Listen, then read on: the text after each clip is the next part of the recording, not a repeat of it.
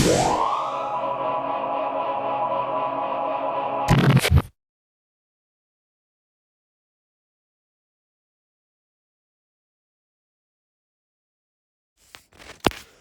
howdy, welcome back to the Addicted Motors YouTube channel for another auction review. And for today, we've got, and again, another trap, right? This is a 2012 Range Rover HSE full-size 5-liter supercharged. Is it supercharged? Maybe not. I don't remember. Well, it's still a 5-liter Jag V8. And this one is listed for a buy it now $3,500. Can you imagine? 375 horsepower, all-wheel drive, brown leather interior. And this thing probably MSRP'd for over 100 grand. It's good looking, black wheels, a whole 9 yards. Look at that. I mean, 3,500 bucks. That's the price of, that's about the cost of a head gasket for a 4-liter disco. That's how I kind of justify things. So, ultimate trap, right? Let's notice the setting. It's at an independent dealer. They probably bought it at an auction, but it's listed as red light. So that means they got screwed. Look at those codes, all those misfire codes, all the P300, P15, P16, P04. Look, unsafe to drive, misfire. So this truck needs timing chains, either jump timing or it actively is skip timing and failed. It does start, run, and drive. And I give this independent dealer credit for actually listing the codes. Yeah, mechanical misfire on all cylinders.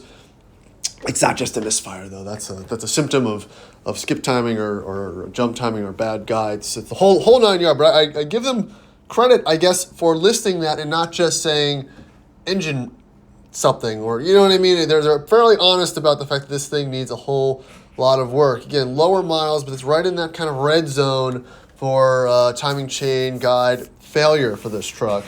And I'm sure it could need multiple other things. It looks like a bald tire there. It has paint issues. But, you know, if you don't know what those codes are synonymous with, then you might just think, oh, it needs a coil pack. It needs a spark plug. It needs a tune-up. When really, there's a potential that it needs an engine if it's been run in that condition for a very long time. I mean, again, it could just need timing chains and guides. It could be fine. But, you know, this is a huge roll of the dice. And I don't know who is the buyer for this. Even if you're a competent mechanic, after you fix the timing chains and guides, you still need to fix all the other Rover quirks and stuff that goes along with an expensive SUV that has a huge lack of maintenance. But it is brown, it is not rusty. I'm sure it needs control arms and everything else. This air suspension doesn't look sagged. But, you know, it's mechanically totaled. The car is worth absolutely no money. I'm sure somebody out there might buy it with the hopes of potentially fixing it up, but that's how, oh, there's the engine. Listen to that.